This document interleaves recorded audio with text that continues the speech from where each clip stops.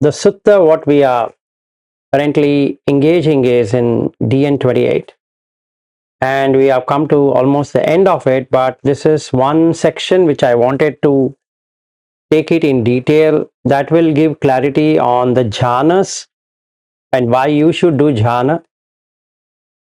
So he says in this 1.16, the four absorptions, anyatta sattu gunadasana. Anyatta is other, sattu is satta, guna is the quality, dasana is seeing. So how do you see what needs to be seen in a person? So he says that the Buddha has achieved what should be achieved by a faithful gentleman by being energetic and strong, by human strength, energy, vigor and exertion. Yam tam bhante saddhena kulaputtena pattabham aradha virena tamavata purisathamena purisa virena purisa parakamena purisa dhorayena anupattam tam bhagavata. So this is unsurpassable, meaning nobody can put an exertion like him. Why does he say that? So the answer to that is that in the case of Uddaka Ramaputta and the Uddalaka and then Alara Kalama, these two people, especially Uddaka Ramaputta, his exertion was the highest at that point in time. So Chandogya Upanishad is one Upanishad which really talks about the way and means of getting into the Neva Sanya Na Sanyayatana. It's not an easy thing to do where you leave your body and walk out. Okay? It's just like you're having a home and you lock your home and you go wherever you want. So now you want to go to Australia, US or Singapore, Malaysia, wherever you want to go, or even next road. And you can go for months together. The house will be in order.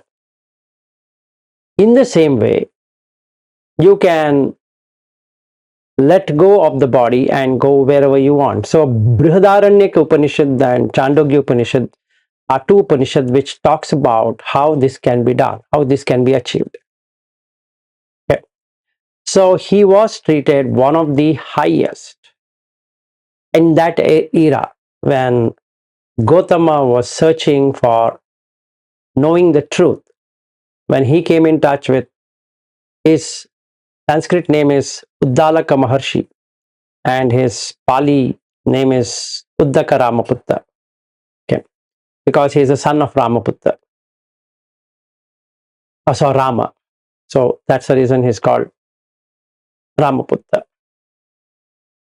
So at that point in time, anybody going beyond Uddaka would be a false thing. Somebody saying false. Not true. Can't be done. Okay. So the eighth jhana, in all possibility, is an impossible thing. Unless you have that chitta which stops functioning. Okay. Then you can get out of the body, just like you just get out of the car and then you switch off, then you get out of the car. If you were to ask the question, is the car still there? And the answer is no. And we say the car isn't existing, and the answer is also no. So there is a perception, but there is no perception as well. So neither perception nor non-perception. That means you're neither conscious nor you can be said unconscious. So you're still the consciousness. Consciousness as in the mind, from chitta to vijnana. You've literally made it back to chitta, its original self. So what is the Buddha teaching is to even remove that light forever, extinguish. Because if there is a light, it will pick up something. So how does it pick up? It picks up through perception. It can perceive. So from the chitta, it turns into mano, where it can perceive. It can know the object. The knower of everything is the chitta, the consciousness. So that means we don't have to teach the consciousness anything. And that's true, because you yourself is consciousness, nothing to be taught or said or anything. So when we say I'm entering into jhana, it's just a talk. You are already in jhana.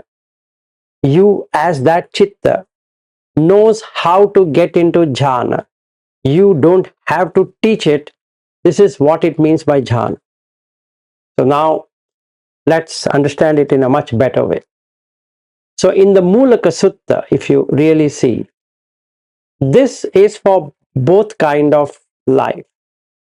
One, a life of a householder, normal person, Uttujana, and also same for a recluse or monk or arhat or whatever it is. There is an interest to know where. In the chitta, where else? That is chanda. Now it can make up its mind, which is manasikara. Then it can come into contact with six senses, which is phassa. Then it can have feelings, vedana. Then after these four, that is vedana, samosarana, sabbe, dhamma, then you should have the samadhi. The adipati is samadhi, that is the overlord. If I want to get a job, I need to have samadhi. If I want to prepare food, I need to have samadhi. If I want to cross the road, I need to have samadhi. If I want to drive the vehicle, I need to have samadhi. If somebody is distracting me while I'm driving, I can't drive. So samadhi is required. Satadipateya. Samadhi pamukha, sorry, the foremost is the samadhi and satadipateya. That is, the overlord is a sati. See, if I lose my, if I'm just driving, talking, oh, so that sati missing is not acceptable. So if you see these six of them, that's done both by a normal individual, including an animal, including a bird, including anything you take, they do this, seven of them, or six of them, sorry. They do it. Because it's just consciousness. So it knows. Now what does a monk or a recluse or an Arya Puggala do is to take the mind, that is the manasikara, from ayoniso to yoniso. That's the only difference. So manasikara is manasikara. You can put an attention wherever you want. So you can put it on the right object, you can put it on the wrong object, you can put it on whatever that's going to be. So it doesn't matter. So the basic thing what we need to understand is jhana is the natural state of the mind. Yesterday I was informing to Ashutosh, we had a long discussion. I told him, if you make up your mind to sit for 1 hour, it's never going to happen. Don't put a time.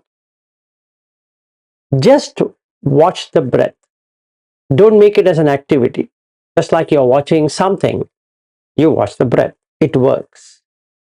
If you say, let me sit for half an hour, let me sit for 1 hour, let me sit for 2 hours, never is going to happen, because that's not the natural state of the mind.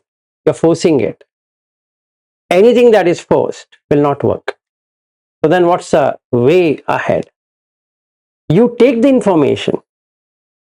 There is an information which is coming from teacher or from video or whatever it is. You take that information, but don't make it in your mind that, oh, he's saying that I need to sit for 1 hour. No, you can sit for 1 minute. You might sit for 10 hours also. It doesn't make any difference. So don't put a time. Time is a concept. It's not real. So if I say time is real, then the space is also real, and both are concepts. as much of the time, so much is the space. You can't really take time and space to be real. They are relative. That's what Einstein found out, that it is relative from the place you're measuring it. If you don't measure it, there's no time nor space. Only from the aspect of measuring. If I sit in a flight in Bangalore and how long it is going to take to reach San Francisco, I would say it takes 17 hours. But that's what I think the plane is flying at. That's a max speed it can touch. So from the time, from wherever distance or wherever I'm looking at that thing, I'm trying to measure between place A and place B, those two places take space and it takes time to cover. But consciousness has no time and space. It doesn't exist. So if I want to make it at 1 hour, I want to meditate. It's a concept. It's required. So it's concept called as conceptual reality, an apparent reality. It's required. Otherwise, we can't communicate. But when you take it, don't take it to be real 1 hour, because uncertainty principle, anicca is uncertainty. It is anishchit. You can't really say you can sit for 1 hour. You can't say you'll sit for 1 minute. You can't say you'll sit for as many hours. No. It depends on condition. So it is patisamutpada. If you want to get out of patisamutpada, dependent origination, then don't set up a time. Because you will come into the patisamutpada. So then you're stuck. So how do I do it? Just don't put the time on your head and suffer with that. So if aging and other things shouldn't be there, then there is no time as such. Because in time you age. You age means the body ages in time. Proportion to the time you were born, to the proportion to the time you are now, if you say, I took this much of space, in that space you have this much of years spent. But as consciousness, it's just observing everything that has gone so-called birth to this age, whatever so-called age. So if you see in the mind, you don't have anything called as old age. You look at the body and consider that you are aging. So what to do? You can change it. How? Botox, or put a wig or this or that. So you have so many ideas now because you don't age. No consciousness ages. It's a body which is aging. So you want to change it because it's taken time. So time is death. So what happens if there's no time? So this aspect was known to the Uddalaka or Uddaka Ramaputta.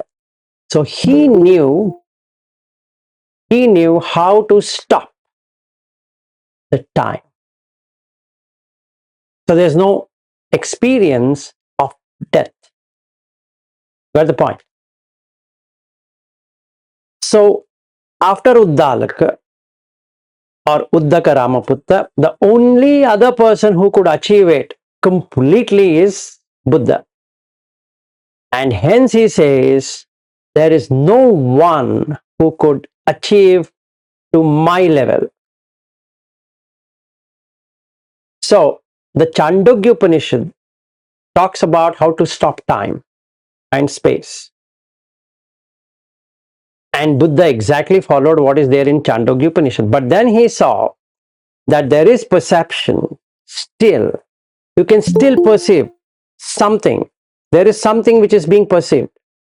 I don't know what is getting perceived, but there's something getting perceived. That means the light is able to take an object. So when an object is taken, it can feel the object. Now it comes to Mano and Manasam. In the Manasam, it feels the object. Now when it feels the object, and then liking will come. So hadayam.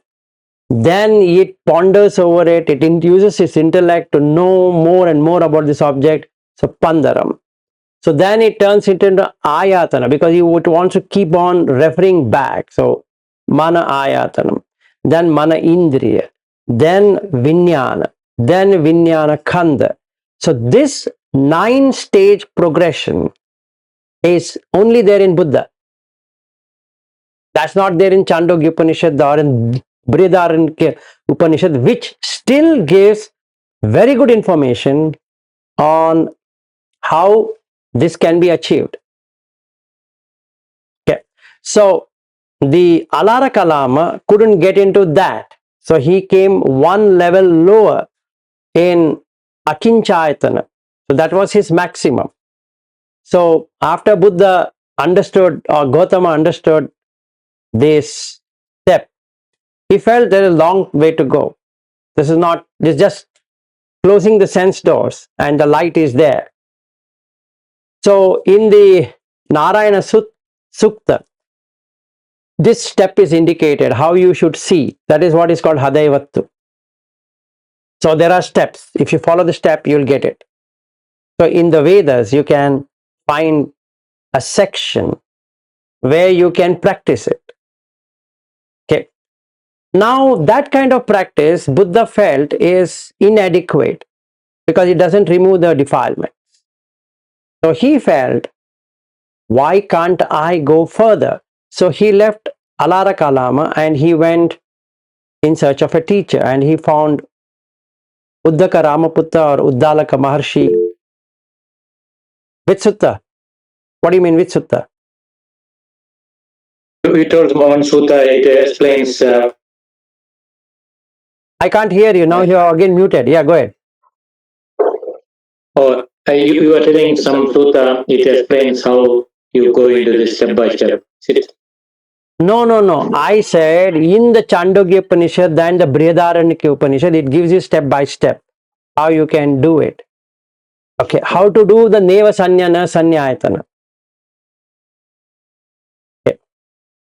So that is there step by step. So if you refer to Chandogya Upanishad, it starts with that. How reality is, how a perception is, and how you can cut the perception so they can see the reality. So bringing it back to Chitta is what everybody knew, but they didn't know beyond that how to close it, how to switch it off. Because if you keep it open, it's going to take an object. So now let's take our own examples. Now there was a difference between Chitta and Vijnana. They both are consciousness actually. So if you were to use the English word, we can't use anything else other than saying both are consciousness. So we can call Vijnana as a defiled consciousness and Chitta as the pure consciousness. But still they both are consciousness. So now let's take this example. Perception. A thing that can be known is perception. Feeling. A thing that can be felt. So I'm feeling this is Merin and Bobby and Ravindra and Aryu and Vimalanand because they are on the video. The remaining people are not on video, but yet I can just put the last time I had seen them. This extra information is Vijnana. Got the point? It's not seeing as it is. It's adding some information. How? What it does, Asad, I just now saw him with a little bit of hairs and ears. So now it puts that. But I have never seen Pallavi. I have not seen Chirag. I have never seen at this time May. Nor I have seen Supriya right now. So for me it is opaque. But what it does, it switches from the light, this Chitta, it comes to Ayatana, Mana Ayatana. it has the food there. What food? The last seen information. So what it does is it replaces wherever it doesn't have with this. Wherever it doesn't have. If it has, it will update. If it doesn't have, it will replace. So that's what we are doing as we speak. And this is the problem. The Buddha's exposition is not to have this, because you're not seeing things as they are. Yatha bhuta jnana is not there. You're adding something to it to make it how it should be rather than how it is. So then the question comes, am I not reading Pallavi Gaikwad? No, it has been taught to you. You are not reading Pallavi Gaikwad or Asad or Chirag, or whatever it is. You've been told. So what? No, that's a perception. That's the first layer of perception. And because of that perception, you feel that is Pallavi. Or I feel it's Pallavi. So that gets stuck onto that. Then if I feel it's Pallavi and if I perceive Pallavi, then what happens? I want to know more about Pallavi. So I get interested. Now what is going to happen? It gets into Hadayam. Then Pandaram. So I use my intellect. I say, Pallavi, why don't you switch on your video? And now what is going to happen? In Pandaram, then I will store the image. So next time she doesn't open up, I have replaced it. And like this collection cuts the jhana.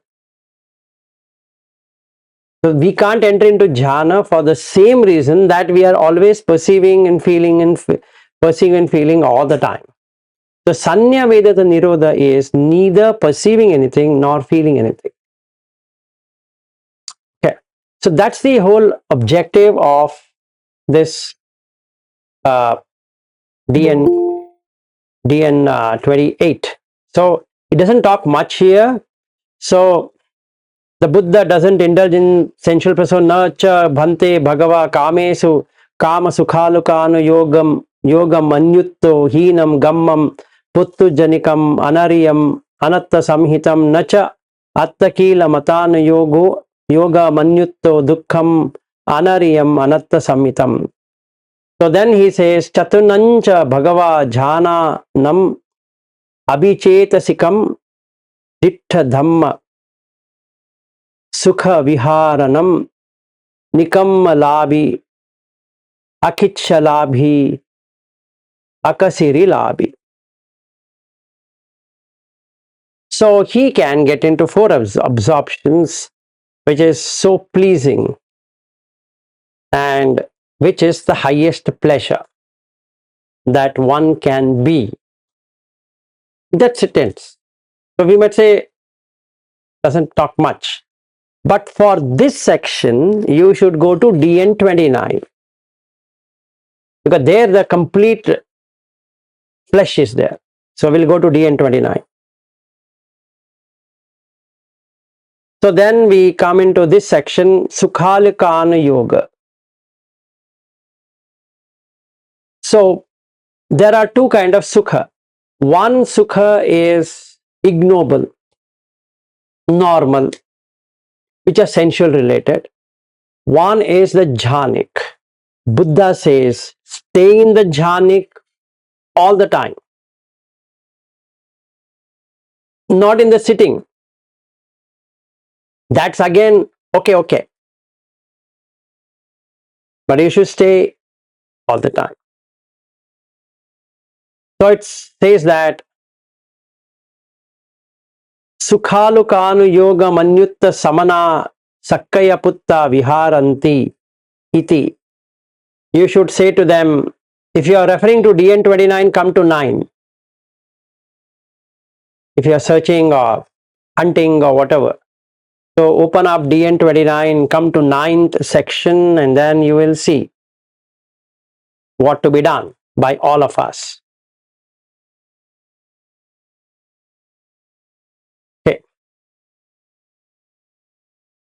So you should say to them, evam vadino chunda anya titiya paribhajyaka evam asu vachaniya katamosu avusu sukhalukanu yogo.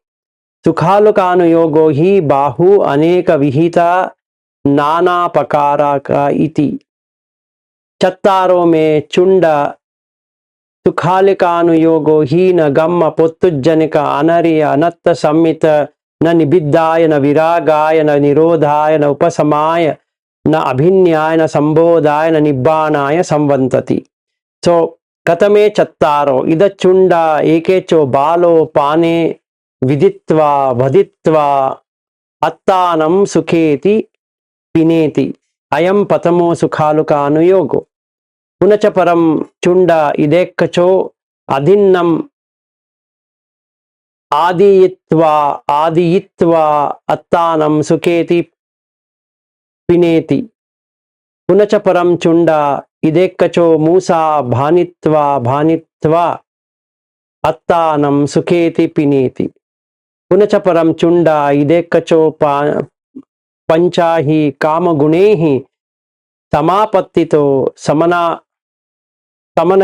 गीभूतो परिचारेति ayam chatutto sukhalukanuyogo. So these are the four. One is killing, one is stealing, 5 kamaguna, itta kanta manapa kamupa samita priya rupa rajaniya, into 5, eyes, ear, nose, tongue, body. So pancha kamaguna. Okay, and this is what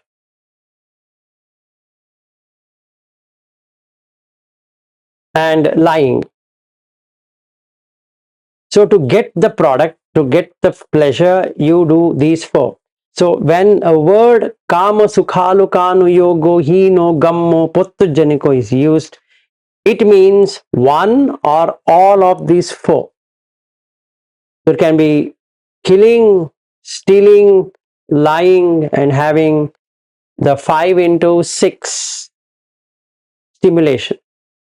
Now, why doesn't he talk about the kameshu michachara?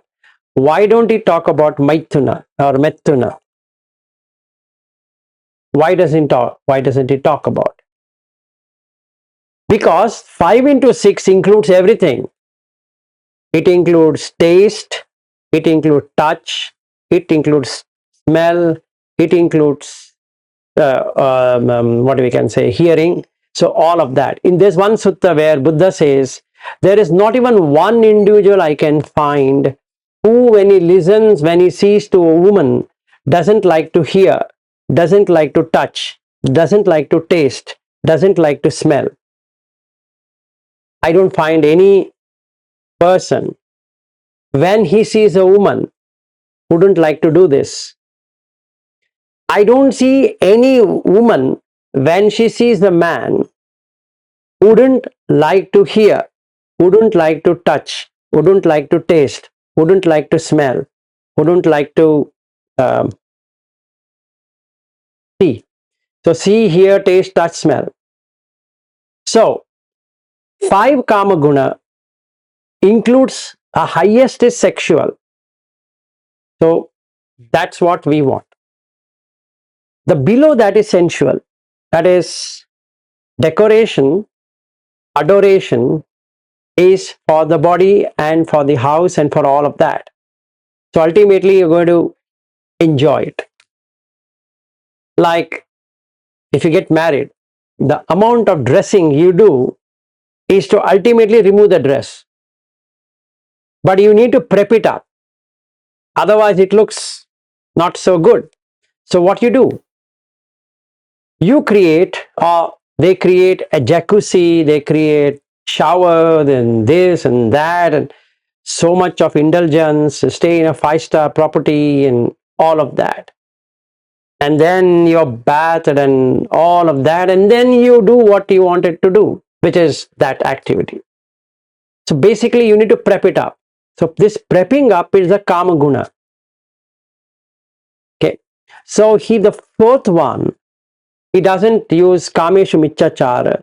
He doesn't use abrahmacharya or rather methuna gamma dhamma. He doesn't use that because that's inclusive in this five kama guna. Yes, Aryu. Yeah, I remembered in the early days you were saying that Kamishna Michachara itself, the deeper meaning is indulging in any of these kamaguna anyways. Exactly. So the michachara happens when I am desperate to get it through whatever means, right? Let's take my wife is ugly and I have somebody who is sitting who is very pretty. Somehow I want it. So my eyes are eating it, but I'm holding it tight. It's like, I'm constipated basically. So then that person comes home. So then I sit next to her. So sitting close to her, I can have a smell. So sight happened, smell happened. Now I feel like touching because without touching, it doesn't make any sense. So at least I shake her hand and she shakes the hand and say, this one. And she says, you know what, even I was very much interested in you. It's good. So now a third thing happened. Now what other two missing is taste. Okay. So then sight has happened, sound. So her voice, taste is the only thing which is missing. To taste, you need to undress. And that's it. It takes over. So that becomes kameshu michachara, or even if it is legal to do it, it becomes methuna gamma dhamma. Gamma is like a villager. Dhamma is activity. So methuna itself or sexual intercourse itself is an activity which is done by a villager. Meaning, he says that this is something you shouldn't be doing it in the first place. Forget about anything else. So why? Now the question comes, why? Because he would never be satisfied. You have once, that doesn't satisfy. Have second, doesn't satisfy. Third, doesn't satisfy. After 10 years, you want somebody else because now you are used to it. Now there's nothing coming out of it. So I need somebody else. So now I automatically go like this. And my wife will say, hey, what are you doing? No, nothing. So I've eaten. So this problem would stop jhanic bliss. So the sensual, if somebody asks, what is kama sukhalu kanu yoga? Is these four. Okay. Then we come to the jhanic ones. Let's see what happens. So it's possible that wanderers of other religion might say, ascetics who follow Sakya and live indulging in pleasure in these four ways, they should be told not so. It isn't right to say that about you, it misrepresents you with an untruth. Chunda, these four things of indulgence and pleasures lead solely to. Now, this I want to explain to you in complete. It's a ekanta. Ekanta means being alone. This is a key thing in Buddha Dhamma. Ekanta, single, being alone. You can enjoy it alone. You don't require anyone. If wife is there, husband is there, one of them are going to die, you get into suffering. If house is there and you entertain the house gets old, then you have to repaint, you have to rearrange, you have to keep on maintaining it. So you get worked up. If you have a car, you have to keep on maintaining the car.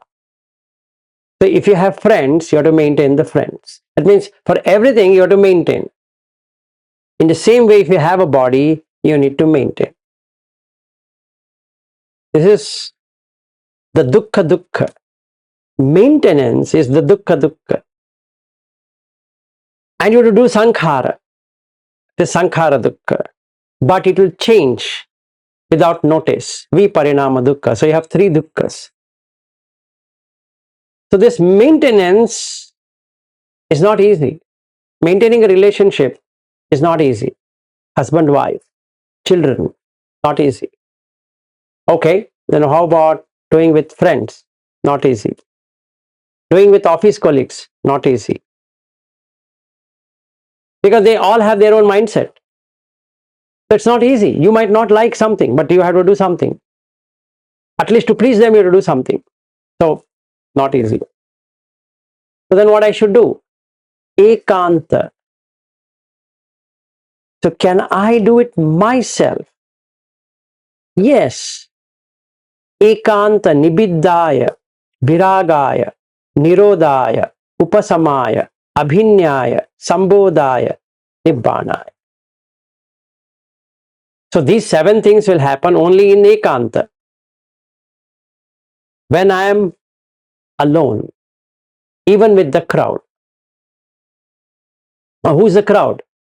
Wife, husband. Minimum crowd is wife, husband. Minimum crowd, friends. Or anyone I'm going to see is a crowd. So can I be in jhana even with all of the people being there? And the answer is yes, because you can do the nibiddha, viraga, nirodha, upasamaya, abhinyaya, sambodhaya, nibbana. All these 7 will take place. So he says here that now you first start with the first jhana, that is first Sukhalokana Yoga, second, third, and fourth. So these are the 4. And now you see this fun. He says, what is the benefit of doing this? It's shocking that you will become a Sotapanna, you will become a Sakadagami, you will become an Anaga.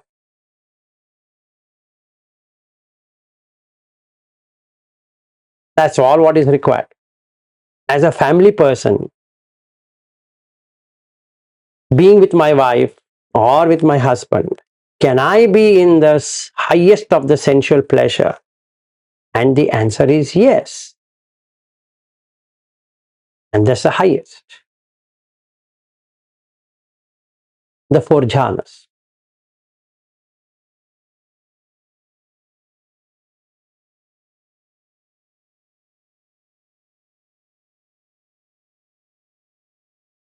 Then, not only that, if he comes out of it, he gets into anasavam cheto vimuktim panya vimuktim ditteve dhamme sayam abhinyaya sachikatva upasampajjasa viharati. That means being with the wife, being with the husband, being with the children, if he cuts them off or she cuts them off in the mind, not indulging in any relationships whatsoever, the concept of husband and wife and children and world, everything gone away, the anasava happens. Then ditteve dhamma, that is, you can see things as they are. So there's no perception of wife, husband, children, this, that, no feeling. So sanya vedata nirodha. That's it. So then the question comes. Nirodha samapatti means somebody has to go 7 days and after that the body distinct. Yes, it does. If you are on the Cheto Vimukti side of it, you close the door and you go out. You have to come once to check the body and again go out and again come back. That's true. But if you're doing Ubato Bhaga Vimukti, that is on the Panya as well as Cheto Vimukti, then you don't have to do that. So in that he says, Cheto Vimukti and Panya Vimukti. So both being there is Ubato Bhaga Vimukti. So that means freed from both ways. Got it. Now let's leave Arhat aside. We can think of getting into Anagami. So the jhanas are an important aspect in Buddha Dhamma. If we leave that, saying that no, I don't want to get into jhana and all that, it would be a stupid thing to do. Now, what is jhana? Is being in awareness. So, vivicheva kamehi, vivicheva akusala dhammehi. So, these two things we have to do it. So, don't get into kama, this kama guna, 5 of them into 6. Then akusala dhamma, the 10 immoral deeds and its hindrances, 5 hindrances. Out of that, 2 are already covered as part of the mental akusala, that is abhijja vyapada. The only one thing that needs to be worked out thoroughly is michhaditti, into not having michhaditti, which is samadhitti. Okay. So when we convert that, so you have 10 moral deeds. So when you have 10 moral deeds, your sila is completely established, because with the 10 immoral deeds gone, the sila is established. So sila is established, samadhi is established. This is samadhi, the 4 jhana. And because of that, you get into panya. So sila, samadhi, panya. Concluding, you're arhat. From sotapanna to sakadagami to anagami to arhat. Any questions? So you have to refer to DN29 for this section.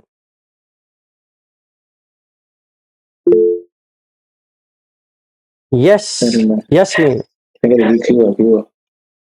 Not me. Okay, Bobby, go ahead. Oh, so see, Mern was asking this, I was telling all this Nibbana, Viragaya, Nirodhaya. So this is applicable for Chedo Vimati and Panya Vimati both, right? Yes. So let me explain what it really means. So, Merin, to explain to you what these terms are. What is nibbidda? Bidda is illusion. Nibbidda is non-illusory. Okay. Cutting is ni. So bidda is one who is in delusion. Basically, it's a moha. So now when I see Anju, and I really find Anju there, that's moha, delusion. Now, am I in bidda? And the answer is yes, because I'm got illusioned by her. So that means if Anjana is not there for even for a day in my life is messed up. Why? I don't know what to do with my life if she's not there. Because I'm in darkness. Now, working around is that what is Anjana? So I cut it into 5 parts. It's Rupa, which is made out of food. Then I see there's a feeling. If I really loved Anjana, then why would I be interested in another woman if she just walks by and just looking at it, right? So that means, now I find it. Oh, it's not that I'm in love with Anjana, it is basically I'm in love with the body, the Rupa. So now I see the feeling, then I see the perception. I'm perceiving the body, I'm not perceiving Anjana, perceiving the body. And because I'm feeling the body and I'm perceiving the body, so then I'm doing sankhara, the preparation to get that girl in my life and also keep Anjana. And then I'm having a conscious experience. So if I cut this into 5 parts, Anjana is gone. What remains is the body. Now it's very simple. Let me see what is inside the body. So I start working out on the body. So I get into this disgust feeling, which is jigucha. So I get disgusted. What is that I'm seeing? In everyone it is the same thing. It doesn't matter whether it's called Anjana or Ranjana or this one or that one, doesn't matter. So now that interest is gone. So ni bidda, the bidda is gone. So ni bidda. So nibiddaya. That is the illusion not being there. There's nothing to hold on to. So the viraga will happen. V plus raga. Raga means, you can call passion, you can coloring. Actually, raga is coloring. So you color it up. I had colored it up. Now V raga means completely discolored. There's nothing to color. virag. Nir-uddha is nirodha. Nir is to cut, uddha is to grow. That doesn't grow. And hence it is called nirodha. Upa plus sama. Sama is equal. Upa is higher. So that which can take you to higher level, which is peace. Upasamaya. Abhi plus anya plus ya. Abhi is higher. Anya is different way. Ya is ya. So a different way of seeing. So from Anjana, I am seeing it as just a piece of bone, flesh, this, that, and all of that. A bag filled of bones. Abhinyaya, Sambodhaya. I see the Four Noble Truths. The first is the suffering itself. Losing Anjana is a suffering. Then the cause of suffering, because I'm craving for the flesh. Now the coming out of suffering is that I'm seeing it's just a bag of flesh. Bag of bones. Flesh and bones. Nothing else is there. Nothing else is found. And ultimately you're going to dump it. Right? Whichever that time frame is. But you're going to literally dump it in the dump yard, which is called as cemetery. But it's a dump yard. And put a photo, which is again a symbolization, which makes no sense. In fact, the photo is a dead piece of thing. When I click a photo, it's dead. So let somebody smile like that only, forever. Not that smile, man. Smile properly. Okay, now another photo. But it's a dead thing. So what's the point in keeping the dead thing as living? It's dead anyway. From the beginning it is dead.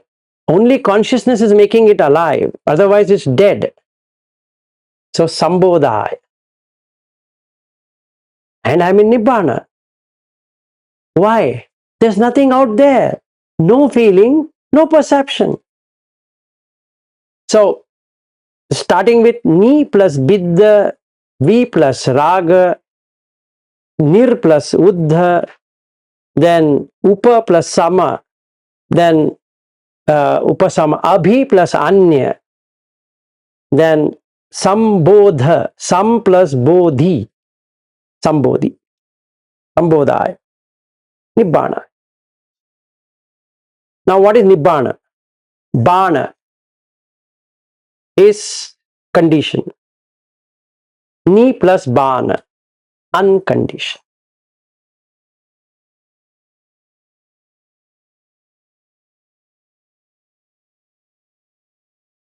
This is 7.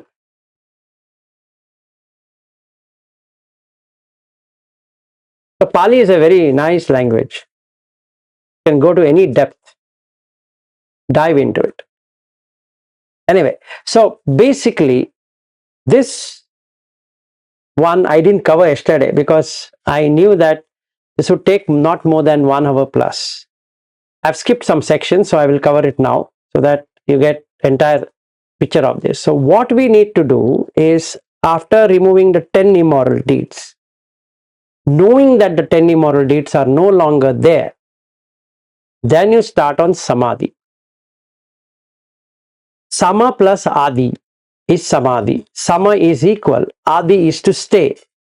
Try to stay in the same state, maintain the state for the whole day and the night. Why? I'll tell you why. You're sitting in a bus stand or bus station or in a railway station or in an airport. Just make your eyes straight and you can see people going, coming, going, coming, going, coming, going, coming, going, coming, going. But you shouldn't be shaking. If you can do that, even for 5 minutes, 10 minutes, 20 minutes, 30 minutes, 1 hour, 2 hours like that, you're just sitting Everything is going and coming, going and coming, going and coming, going and coming, going and coming. So you can see the arising, passing away, arising, passing away, arising, passing away, arising, passing away. That's all you can see. But you are the witness to that. Like when I drive and there is a signal, I just make my eyes straight when nobody's sitting with me. So what to do? Just watch coming, going, coming, going, coming, going. It's called aninja. Un plus inja. Inja is shaking. Aninja is unshakable. No shaking. So if I enter into some person seeing here, seeing there, seeing here, seeing there, that means it's inja. So this jhana is aninja abhisankhara. So you cut out these two, punya abhisankhara, apunya abhisankhara, remain in aninja abhisankhara. So when you do that, what happens? The kama sukhalukanu yoga is gone. Kila matanu yoga is also gone. The two extremes are gone. What gives you is a middle path, straight path, which is jhana. Now, in jhana, when you are still, you're seeing arising and passing away. First you see the arising, then you see the passing. You see the arising cessation. Something is arising and ceasing at the same time. You don't have to do anything, just a witness. So, sakshi, witness. So you become a witness to everything that is happening around there. So whether you are closing your eyes and doing it or opening your eyes and doing it makes no difference. So Buddha Dhamma is the only thing which covers all the four postures: sitting, standing, walking, sleeping. No other has these four. You always have to be sitting. So if you're doing sitting meditation, then there's something wrong, because you're not supposed to sit long. You're supposed to sit, stand, walk, sleep, sit, stand, walk, sleep, sit, stand, all the four postures. Maintain the same state. The state is the same, irrespective of walking, irrespective of standing, you're sitting, you're lying down. It's same. Now, yes, May, go ahead.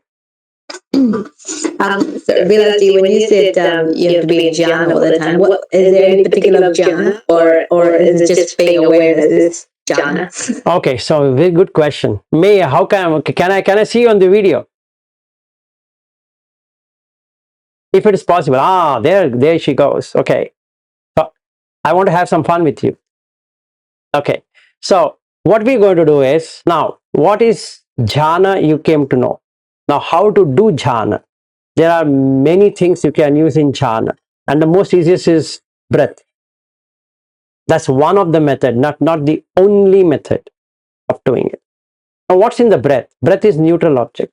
Basically, if you come to a neutral object, it doesn't take you to the two extremes. It takes you to the middle. So what I do is, can I position the breath, watching it for some time while sitting? Now I'll just show you what I'm going to do.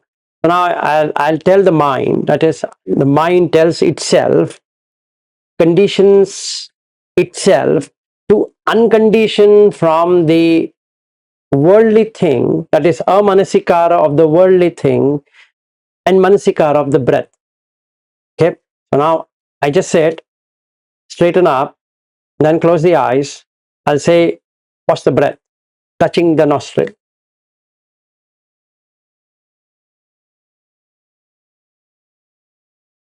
Not worrying over the time. Then I say, hey Vilas, open up the eyes and do the same thing.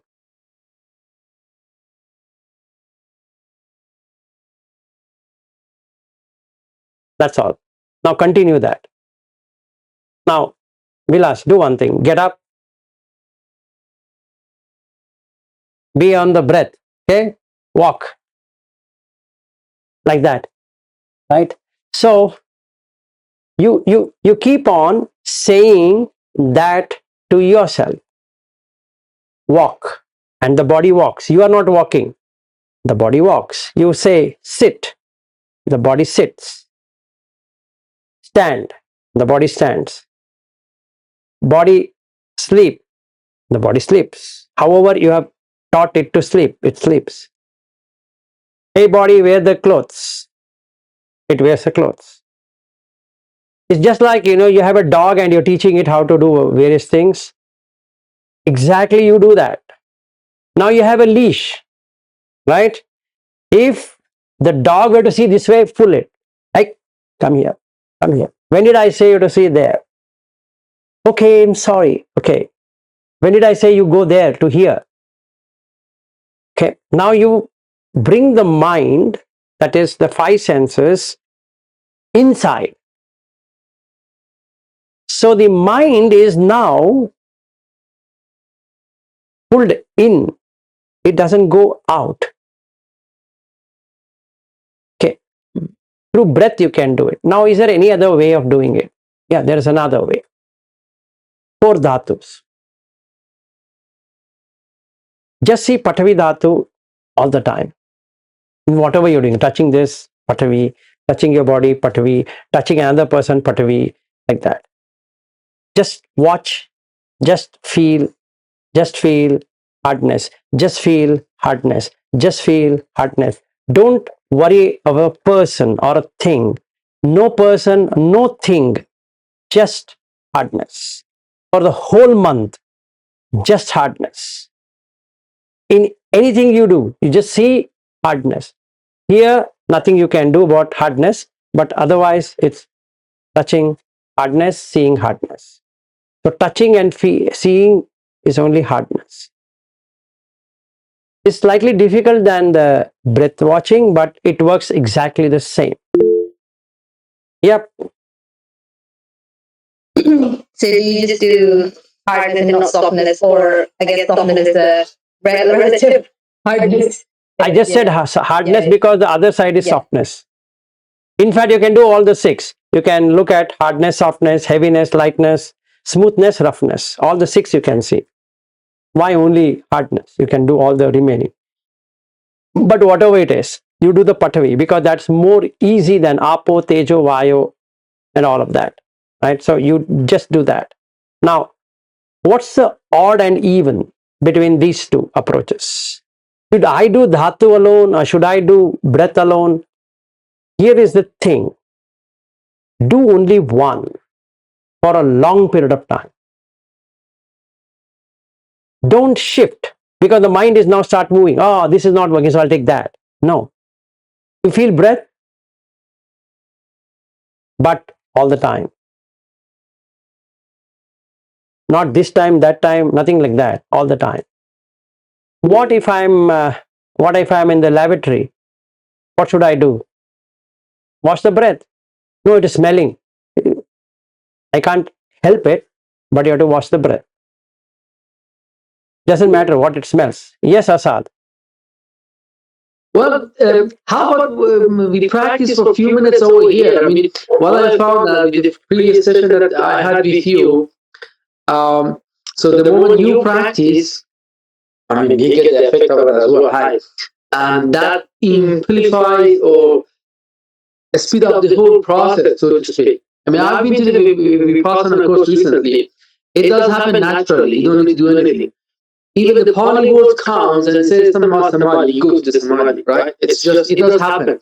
I've been to Satipatthana course recently. I mean, last 2 weeks I came. But then obviously when you come back out of it, if you do not, well, I mean, your household, right? There we are, everything goes down.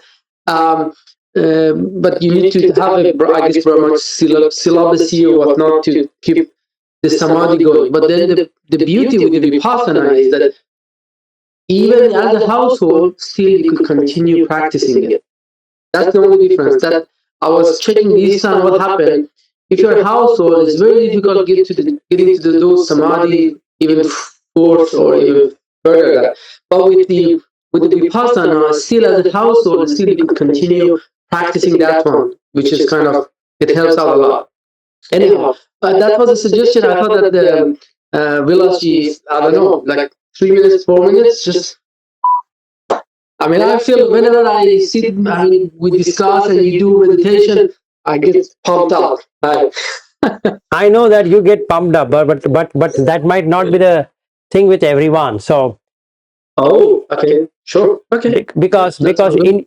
in your case, when I and you have done, you got used to it, and then we know we can do it. I mean, I have no problem in doing it. We can all do together.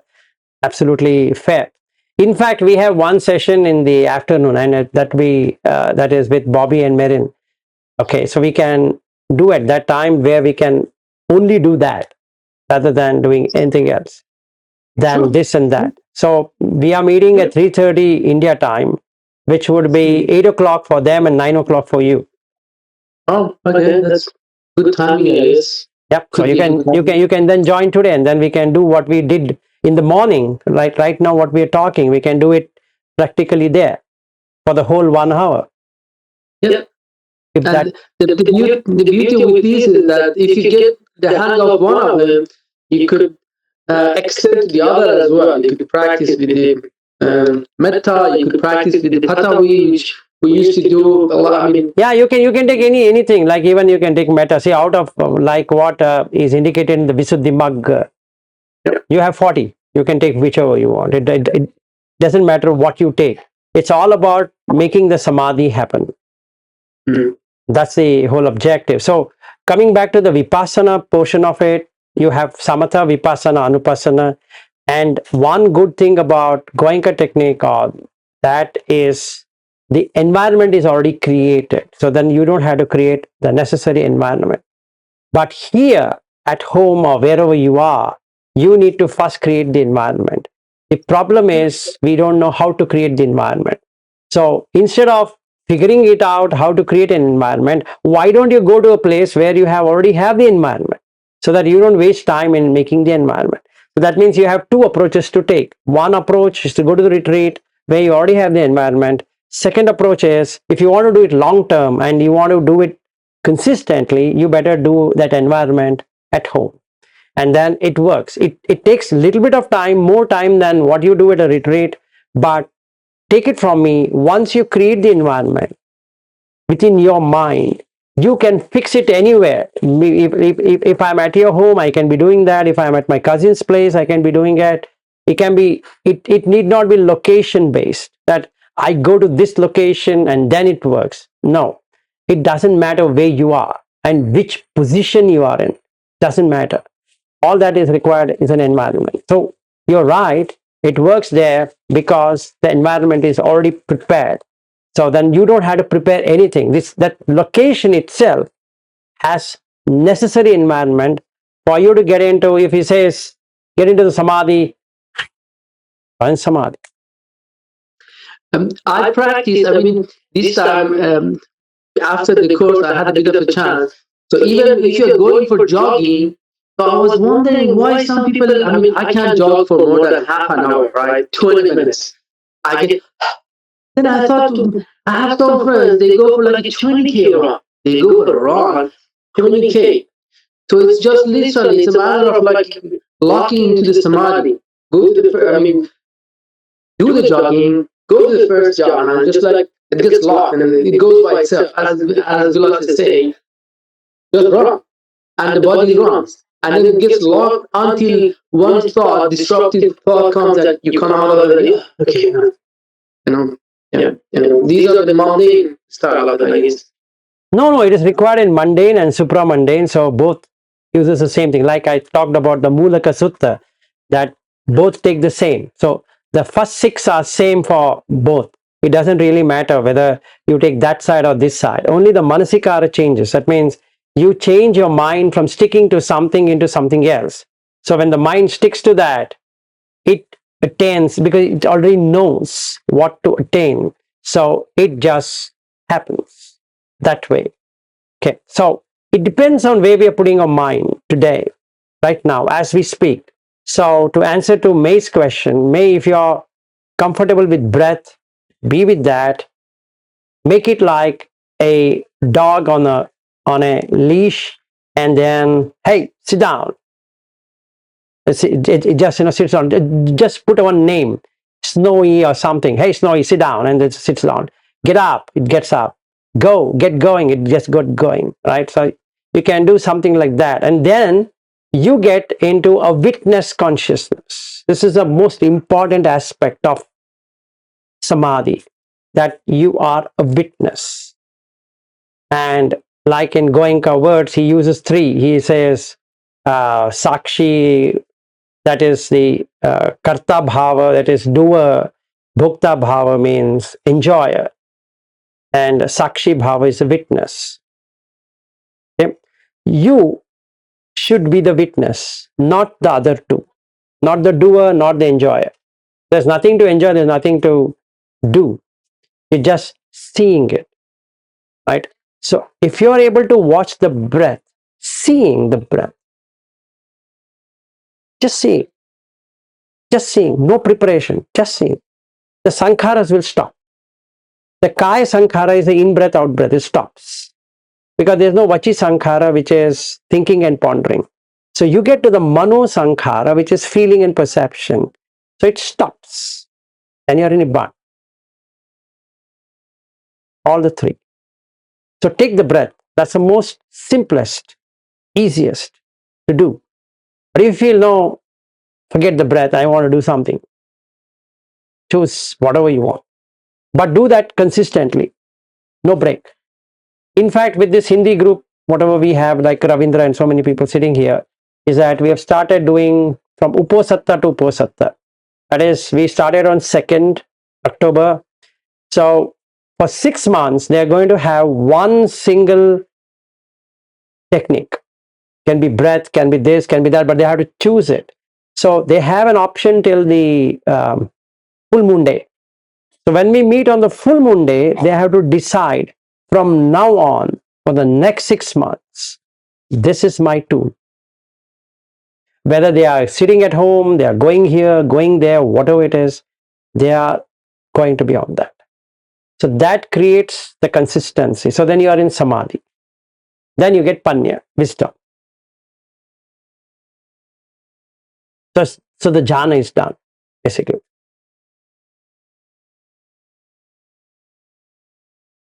Okay, that's all I had. I think so.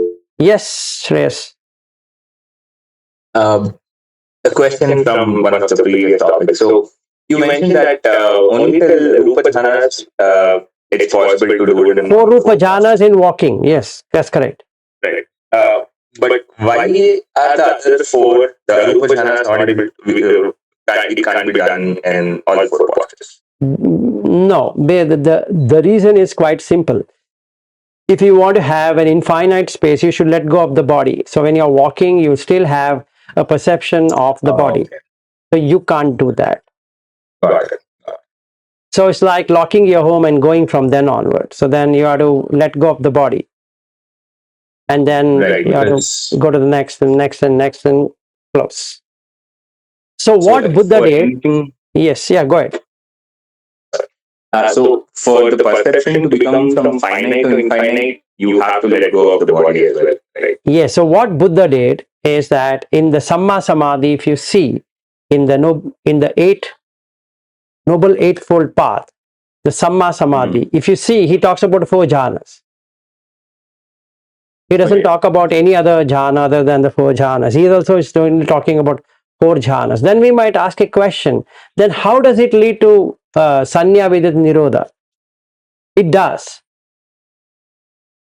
You will be surprised to see the Sanya Vidit Nirodha, what happens in the 9th, happens also in 4th. But here, your body is so still that you can really see it happening. Whereas in the 4th jhana, you can just know it has happened. Okay. So because you are in equanimity, so wherever you get equanimity, you get no perception, no feeling. So to that extent, it is Sanya Vidit Nirodha. Yeah, exactly. So that's the reason he says Asava Khaya Jnana will happen. Right. Right, right. So in the Buddha's word, you don't have to go to the arupa jhanas because it's only about equanimity. If you are equanimous to every situation, Right. then you're done because you're not perceiving anything to feel anything. Yeah. Thank you. Sure. Yeah, Bobby. So you told this is Aruba jhanas can be get in the sitting posture. So Easy, is it, easy in the sitting posture. Yes, go ahead. yeah, but even in some standing posture and lying down, it is a still posture, right? You can get It a can be still done. posture. It can be done, but then you require a tremendous willpower, if I could use that word, or tremendous practice to do it. So it's better in sitting than in standing or in sleeping. Because in sleeping, what happens? The body is already rolled over. So you tend to get into lethargy. So you might not get anything if you're sleeping. And if you're standing, it's a good thing to do. I can tell you, than walking, standing is a best meditation method. In fact, there is another thing called Dutanga that is followed in the Thai tradition, forest traditions, and then they stand forever. They don't sit. They just stand in one place, and that's fair. So, apart from sitting, I agree with you, the standing is the greatest thing, but you should have so much of mental and physical endurance, which we might not be having. Unless you physically develop the muscles that they can stand in the same posture, because you can't shake, you can't change your posture. Once you take the posture, you are in that posture. You can't change. So then it happens. So yeah, is it like somebody who is very developed in meditation? No, Already both have this. physical as well as mental, both have to be done. Yeah, they can say, for example, when Buddha was passing away, he was lying down and getting into eight jhanas, right, and coming back. So somebody who is developed already can do it in any posture. Exactly. So till the time we have achieved something, it's better in sitting posture, the four arupa jhanas and the four rupa jhanas, because that's the reason it's called a rupa jhana, because you still have the perception of the rupa. So you can do in all the four postures. Yes, Saryu. I have Yeah, Ravindra, go ahead. according to this Parinirvana Sutta, Lord Buddha chose to give his body in four jhanas. Is there any specific reason for that? Fourth jhana is ending of everything, right? So the same thing like ninth is the fourth. Like you don't have perception nor any feeling. So consciousness not having perception, feeling will get extinguished completely. Okay, upekha. Upekha bhava. Yes. Yeah, Chirag, to answer to your question is that, let me take out your, whatever the question you have asked. Why can't we not change the posture during standing? If you change the posture, the mind is shaken. So when you shake the mind, you are out of the jhana. So you come back to the first jhana. Yeah, Aryu, you had a question. Yeah, just earlier, I think you're implying also the sutta, I think implying in the way that the arupa jhanas are tightly, closely tied to these, right? So you're almost saying that, is it true that once you get into the arupa jhana, you almost will develop some itties? Yes, absolutely. Because the mind getting refined will develop psychic powers. So there are two kinds of psychic power like we saw yesterday, right? So that also will get developed. Both will get developed for you to see the repulsive in unrepulsive and unrepulsive and repulsive like that.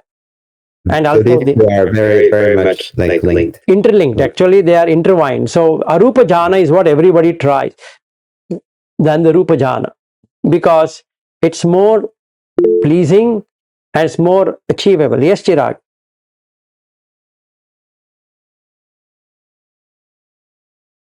Chirag, I can't hear you in case you're speaking.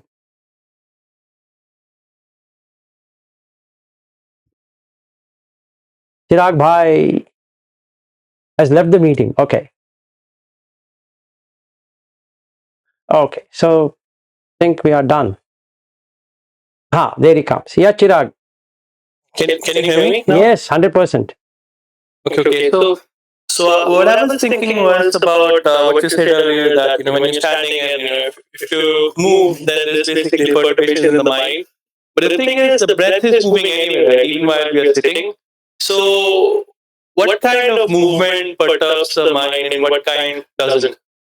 Okay, now very good question. Your breath is the state of the mind because it connects both the body and the mind. Now, unless you are an adept meditator who has learned how not to shake the breath, even while moving the body part, then there's no difference. Okay. Generally, when you go into the Arupa Jhana, I'll just tell you what happens in the Arupa Jhana. Let's say infinite space. What is infinite space? How do I create space? It's all about manasikara. Manasikara means that you make the mind to see something different than what you are currently seeing, because you have to change the perception. The sanya perception has to be changed. Now, let's say I have these 4 walls and then the ceiling, and then I remove the 4 walls and ceiling. Okay, in the mind, I sit and I say, this is a wall, this is built up. Anything that is built up can be destroyed. So can I now remove the wall? And you wouldn't believe the mind removes the wall, and it removes that wall, it removes that wall, it removes that wall, it removes the ceiling. So now you don't have anything except for the place where you're sitting, and you will feel it that you're not having anything except for the place you're sitting. And then what's holding this floor? The floor is held by the ground floor people, and the ground floor is held by what? The ground floor is held by the ground. And what is the ground held with? The ground is held with water and other things. And what is that held up with? It's in space. And the very next moment you will let go of it, so you feel spacious. The same thing you can do with the body. What's inside the body is just the bones and the flesh. What's the flesh made out of? Made out of water and solid. So can you remove that?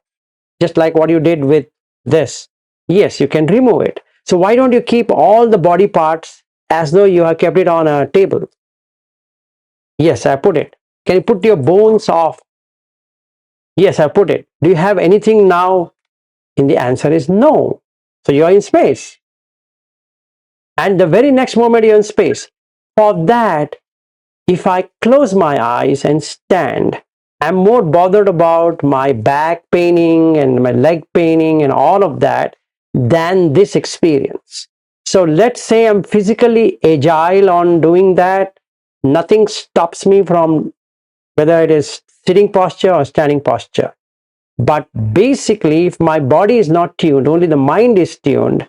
So when the body is disoriented, even a little, if you just shake a little of the body, it's like water being shaken up, right? And then that jhanic effect is gone. So you come back to the first jhana, and now you have to prepare for the second and the third and the fourth and the fifth and the sixth, like that.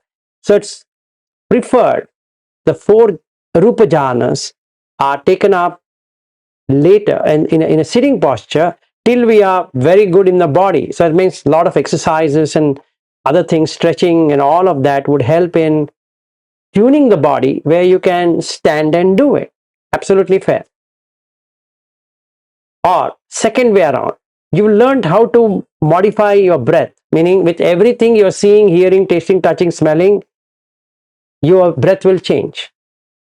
If you don't allow the breath to change, you're in samadhi. If you're in samadhi, it doesn't matter whether standing, sitting, lying down and walking. But arupa jhana will not happen. You will have access only to the 2 arupa jhanas. That is the infinite space and infinite consciousness. Other 2 are very subtle. You require to stabilize it. So for that you need to do standing, and you can do it in standing. Hope I answered, Chirag. Yes. And by the way, Chirag, we will do all of this experiment when I'm there. Yeah, that's fantastic. I like experiments. Yeah, so we will experiment, and Ariu has chosen a nice park, seven minutes driving distance from his home. So we'll go there and we'll experiment all of this.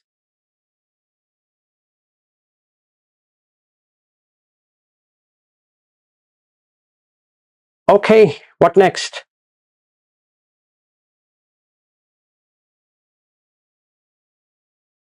Any questions from anybody else who's joined here? Supriya and Prahlad and Pallavi.